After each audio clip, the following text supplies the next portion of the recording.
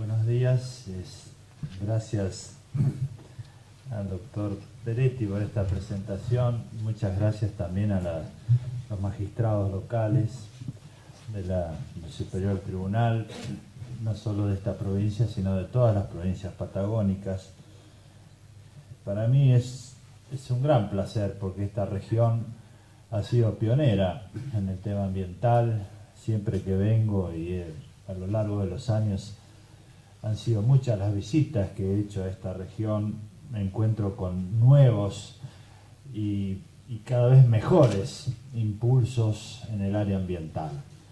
De manera que quiero agradecerles a ustedes, muchos de los que están acá sé que son activistas en la materia, personas comprometidas con el ambiente. Agradezco también la presencia de la prensa, que es muy importante porque tenemos que comunicarnos con la sociedad, y por supuesto la presencia de todos los magistrados, hombres y mujeres del derecho, que están en este tema desempeñando un rol importantísimo. El Congreso se refiere a cierto recorrido que se ha hecho en materia ambiental en los poderes judiciales y cuáles son las perspectivas. Y como me han dado un tiempo de una hora, me voy a dedicar a algunos temas que me gustan y creo que reflexiones importantes. En primer lugar, me parece que podemos marcar en el año 2004, cuando se hizo el Congreso en Calafate. Yo no estaba en la Corte Suprema, pero ahí conocí a ya los dos ministros de la Corte, que eran Maqueda y el doctor Zaffaroni, y ahí ingresé a la Corte a fin de año. En ese congreso que se hizo en Calafate, nosotros fundamos el Instituto Planeta Verde, y desde entonces comenzó una evolución que venía con anterioridad, pero ahí tuvo un enorme impulso, y hoy la Argentina tiene la Corte Suprema comprometida con la materia ambiental, numerosos precedentes de la Corte que hemos trabajado, tal vez el caso del Riachuelo y muchos otros. También tenemos muchísimas decisiones a lo largo y a lo ancho del país, tanto en la justicia federal como en las provinciales. También tenemos hoy una comunidad académica consolidada en materia ambiental, muchísimas publicaciones, tenemos revistas, congresos. Tenemos una nueva generación de juristas en la materia ambiental, que es muy importante porque nosotros pasamos, las ideas quedan, y las ideas tienen que ser llevadas adelante por las nuevas generaciones. Hemos podido trascender la Argentina y llegar a la región. Trabajamos mucho hoy tenemos la oportunidad de que en la cumbre iberoamericana de Cortes Supremas de toda la región, nosotros tenemos el liderazgo. Argentina y Brasil conducen la Comisión de Derecho Ambiental. Hemos participado en batallas como la que se dio, por ejemplo, cuando en Brasil se sancionó el Código Forestal y nosotros fuimos a defender la Amazonia con los jueces de Brasil, porque significaba la deforestación de 70 millones de hectáreas. Tenemos hoy el honor de ser embajadores ambientales de la OEA, 5 ministros de las Cortes: México, Panamá, Brasil, Chile y Argentina. Somos embajadores ambientales de la OEA, y eso significa mayor institucionalidad en la región, en la materia. También se ha logrado internacionalmente en muchos aspectos. Tal vez el año pasado hicimos una reunión en el Vaticano con el enorme apoyo que nos da en esta materia nuestro Papa Francisco, con la encíclica que ha sido tan trascendente en lo que es la evolución de la materia ambiental. Tenemos también la oportunidad de integrar, y yo presido actualmente el Advisory Committee, que es el comité que se creó de poderes judiciales en Río +20 para Naciones Unidas, donde está la Corte de Inglaterra, la de Malasia, la de Bélgica, y hemos ido, por ejemplo, a proteger algunas regiones de África, y hoy hay una evolución institucional en los poderes judiciales. a nivel global. Formamos el Instituto Judicial Global, que es importantísimo, eso se terminó de constituir el año pasado, donde nosotros tenemos una relación muy importante porque nosotros estamos en la comisión directiva y además se ha integrado India y se ha integrado China, que son dos países muy relevantes en la materia. Es decir, que la evolución institucional ha sido más que positiva. Pero el Congreso habla de las perspectivas y ahí les diría que las perspectivas no son buenas, porque lo que tenemos que ver es que el mundo está retrocediendo en la materia ambiental. Y esto es lo triste de nuestra historia. Lo triste de una historia que comienza por negar la relevancia de la materia ambiental. Por más que se hable y se diga, muchas veces este tema parece que no fuera importante. Si ustedes se fijan en las agendas que tienen hoy los gobiernos a nivel global, la materia ambiental o no figura o tiene un lugar absolutamente intrascendente. Y esto es algo cada vez más generalizado. Pero negar que el ambiente es algo importante es negar que los conflictos van a suceder. Y yo creo que los conflictos ambientales, junto con los conflictos, llamémosle religiosos, como lo menciona actualmente el Papa Francisco, son los que más están creciendo a nivel global y que pueden ser los que desencadenen grandes batallas. Por pensar en la región, nosotros podemos decir, ¿qué va a suceder con los glaciares? ¿Seguiremos con esta idea de que no son importantes y que se pueden hacer avances sobre los glaciares y poco a poco los iremos perdiendo, como ya está sucediendo? ¿Qué va a pasar con la Antártida? ¿Qué va a pasar con el agua? El agua es hoy uno de los grandes motivadores del conflicto, porque yo hace muchos años digo, la naturaleza hoy es un recurso escaso. Y cuando es un recurso escaso hay conflictos, y el agua es un tema de conflicto. El agua potable, nosotros hace muchos años que venimos trabajando sobre esta idea, porque el agua potable va a ser uno de los grandes conflictos, porque nosotros ya hoy tenemos discusiones, hoy se paga por el agua, las próximas generaciones van a pagar por el agua cada vez más caro, y esto va a hacer que haya excluidos del acceso al agua potable. Fue tema que se discutió en la elaboración del Código Civil. Cuando nosotros redactamos el proyecto, incluimos el derecho al agua potable y fue eliminado. Es decir, ahí tiene una demostración clara de la ausencia, es decir, la política de la ausencia, de borrar. Si no está, no existe. Pero esto no es así. Por más que no quieran, vamos a tener problemas y conflictos ambientales en todo el planeta. ¿Qué vamos a hacer con lo que hoy se llama o se denomina economía post-consumo? Es decir, la basura.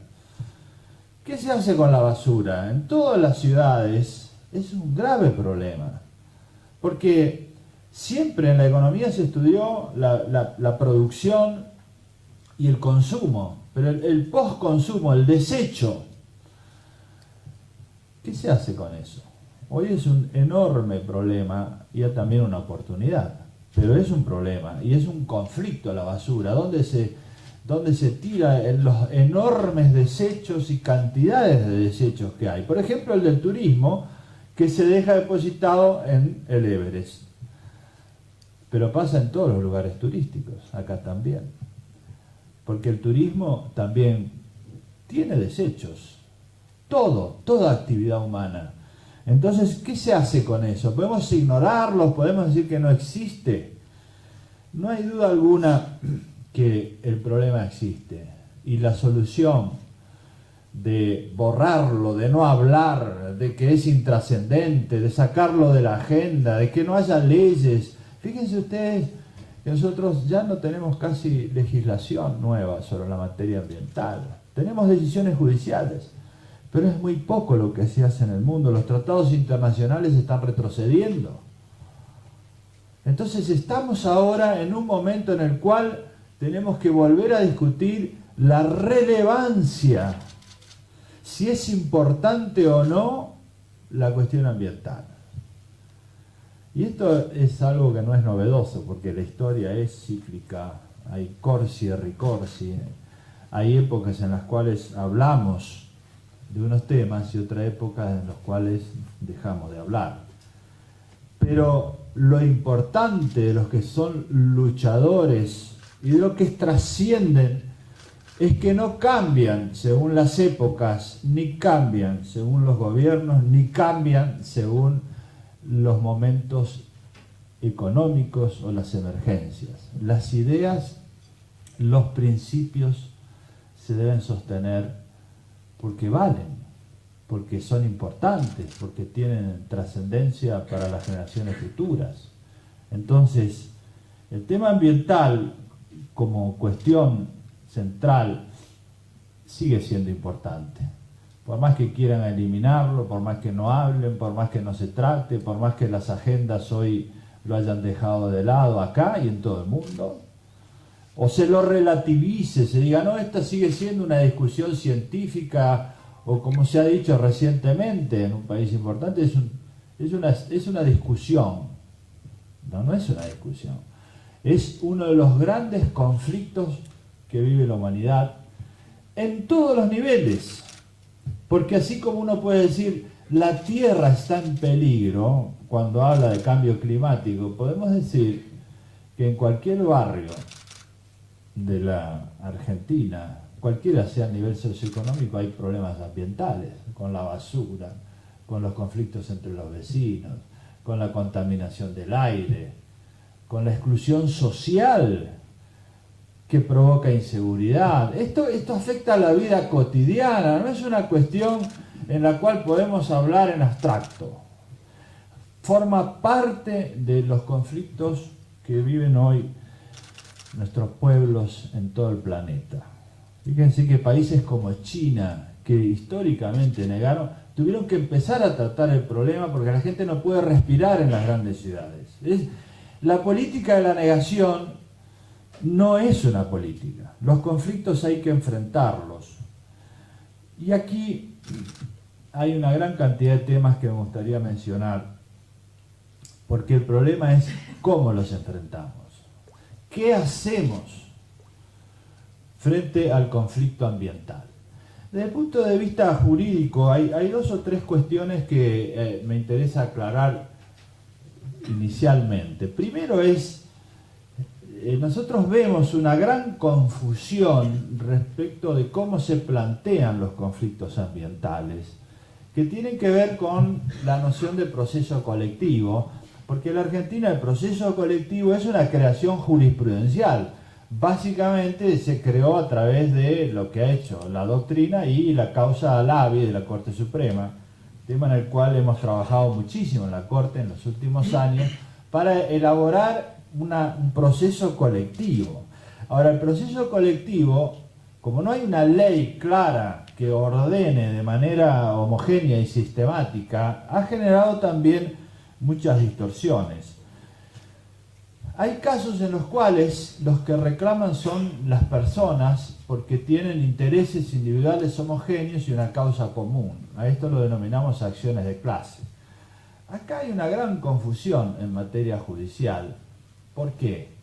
Porque nunca se define adecuadamente la clase. Esto lo hemos visto con el caso de las tarifas, tal vez fue el más notorio en los últimos años, porque no se puede no diferenciar quiénes son los integrantes de una clase. La Corte ha tenido que dictar, el año pasado dictamos varias decisiones y normas de superintendencia para ordenar este tema, es decir, cuando hay un grupo de afectados tiene que tener una identificación común, una causa común homogénea. No se puede decir todos los usuarios de tarifas son iguales. No son los mismos los residenciales que los que están en los barrios marginales o los industriales o los integrantes de los habitantes de todo el país. No se puede generalizar tanto. La clase tiene que estar definida. Y en materia ambiental esto ocurre. ¿qué es una clase? Es decir, la clase desde el punto de vista jurídico es un grupo de personas que tienen una causa común que los afecta. Por ejemplo, todos aquellos que están afectados por la contaminación del aire en una región, todos aquellos que están interesados en la protección del paisaje. Pero tiene que tener una identificación esa clase, porque de lo contrario pasa y sucede lo que hoy está sucediendo en el país, que hay una enorme confusión y superposición de acciones de clase en procesos colectivos que terminan neutralizando la efectividad. Es decir, lo importante que tenemos que entender es que las acciones judiciales, los procesos judiciales, la justicia, como muchas veces se dice de manera genérica, tiene que ser efectiva, tiene que ser producir resultados concretos. Y si la discusión es años y años sobre quiénes integran la clase y la competencia, porque se superpone un juez con el otro, lo que vemos es una frustración de la eficacia del Poder Judicial en los casos concretos. Esto no puede pasar, hay que ser conscientes de que no podemos mostrar a las legítimas expectativas sociales que tiene nuestro pueblo una discusión sobre competencia. No puede ser. Esto tiene que ser rápidamente solucionado. La Corte dictó una acordada, pero tiene que haber una legislación. Pero no podemos estar frustrados en este tema. Es importante entonces que los jueces definan la clase y si hay otro juez que lo promovió con anterioridad, sean rápidamente y no tengamos una discusión sobre competencia que es eterna. El segundo campo de actuación de los procesos colectivos es el de los bienes colectivos o derechos de incidencia colectiva. Acá también hay una serie de discusiones jurídicas. Tal vez la más importante es sobre la legitimación. Que la legitimación en la Argentina es muy amplia. Hay una discusión sobre si nosotros podemos reconocer derechos a los ríos, por ejemplo, como se ha dicho, o como lo va a tratar, creo que Enrique hoy, yo no voy a sacarle el tema, pero digo, en la Argentina tenemos una amplia legitimación que permite que los ciudadanos puedan salir en defensa de los denominados bienes ambientales. Esto no está en discusión. El problema es definir qué son los bienes ambientales y cómo se los protege. Porque los bienes ambientales no son solo cuestiones materiales. Primero, son bienes comunes, porque nosotros sabemos que son comunes porque no son divisibles en derechos subjetivos, sino podemos decir que el lago le pertenece una parte a cada uno de los ciudadanos de la Argentina o de Bariloche o de Villa Langostura. Esto no es un tema menor. ¿Por qué? Porque si es indivisible y de uso común, nadie es propietario. Y si nadie es propietario, y tenemos claro este concepto, hay cuestiones que son importantísimas. Por ejemplo, cuando se inicia un proceso sobre un bien colectivo, generalmente se hace una audiencia pública, el proceso administrativo. Claro, ¿y quiénes son los habilitados para intervenir en la audiencia pública? Los vecinos del lugar. Ahora, los vecinos del lugar tienen legitimación y son importantes, pero son los únicos. Cuidado, porque este es un problema que se está discutiendo mucho en todo el mundo. Los vecinos del lugar tienen que opinar, pero también hay problemas porque, por ejemplo, la Corte Suprema hace muy poco tiempo decidió un caso que ustedes conocen muy bien porque es de esta región, en el cual se hizo una audiencia pública en un pueblo muy pequeño. Y ese pueblo muy pequeño opina en una audiencia pública sobre una obra muy grande que afecta toda la Patagonia. Ahí hay un problema importante. ¿Cuál es el nivel de participación que tenemos que lograr? Porque en estos temas lo que hay que entender es que hay una multiplicidad de centros de interés. Entonces, yo siempre cuento el caso de que a mí me parece más que interesante, porque es análogo acá, en un pueblo de Canadá vendió el agua del lago a una empresa que a su vez transporta el agua potable a Rusia. Bueno, ¿eso se puede hacer? No. Pero es un conflicto enorme. Entonces, cuando tenemos decisiones administrativas o judiciales, acá tenemos que tener en cuenta que se trata de un bien colectivo, y en el bien colectivo, cuanto mayor es la participación y más amplia, es mejor. ¿Por qué es mejor? Esto no lo entienden muchos de los que tienen responsabilidades. Lo que se hace habitualmente es decir, bueno, tomemos esta decisión rápidamente, que nadie la conozca, y una vez que está, está. Es la política de los hechos consumados. Pero una vez que está la decisión, lo que pasa es que se genera un conflicto. Y ese conflicto muchas veces es más grande porque se desnaturaliza, se politiza, se generan bloques duros. En cambio, cuando se hace una audiencia, y esa audiencia es amplia, la difusión de información baja los niveles de conflictividad. Esto hay que entenderlo. La oscuridad en las decisiones, la falta de transparencia, la idea de que hacemos algo y nadie se va a enterar, no funciona. Primero porque nosotros tenemos que vivir en un sistema de derecho y tenemos que vivir en un sistema republicano, y la transparencia, la información forman parte del Estado de Derecho. Pero además, si queremos tener menos conflictos en la sociedad, hay algo que tenemos que entender. Cuando nuestro pueblo no entiende por qué se toma una decisión, reacciona. Y cuando reacciona hay miedo. Por eso hay un libro de Cass Sunstein que habla de las leyes del miedo. Es decir, las reacciones que se producen mucho en materia ambiental son porque se tiene temor.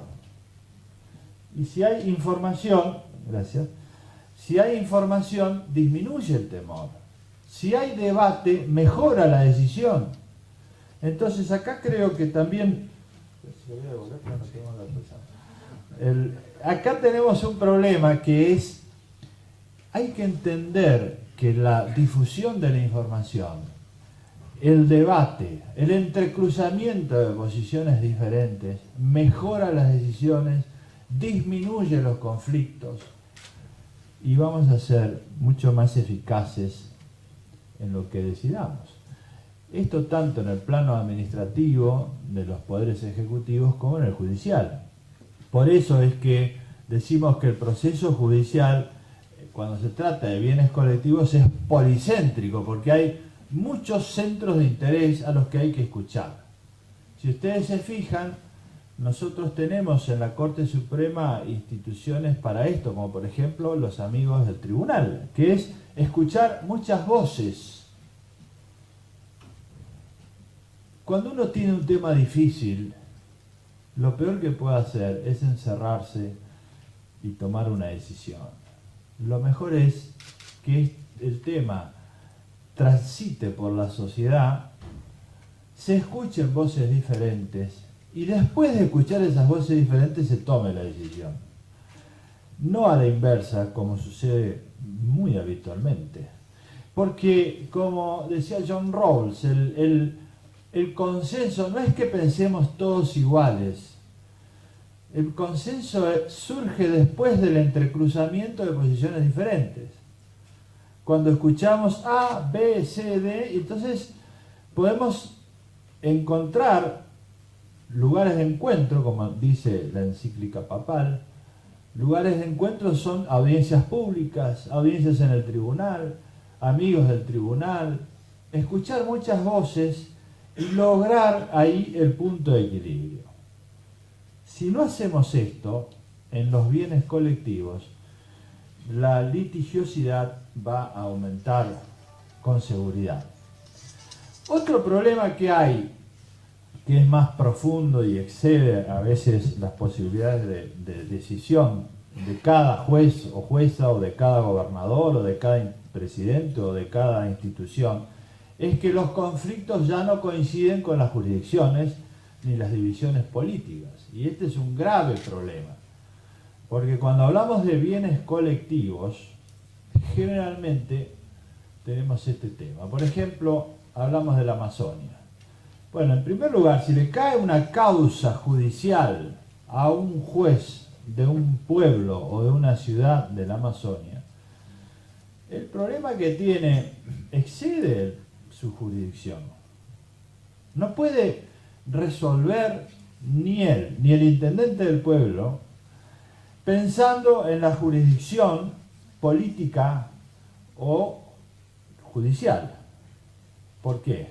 Porque cualquier decisión que tome excede esa jurisdicción, excede el pueblo, la provincia, excede el país, tiene impacto sobre toda la tierra. Esta discordancia entre una división política y una división judicial que tenemos desde el siglo XIX y los conflictos que totalmente la exceden, es uno de los problemas que hay que enfrentar. Esto se ve en casi todos los temas. Por ejemplo, lavado de dinero, lucha contra la corrupción. Cualquier juez que tiene hoy un caso de corrupción seguro que tiene repercusiones internacionales, porque hoy los circuitos financieros exceden. Entonces, ¿cómo hacer? Acá hay que transformar profundamente la jurisdicción y la división política para mejorar la eficacia.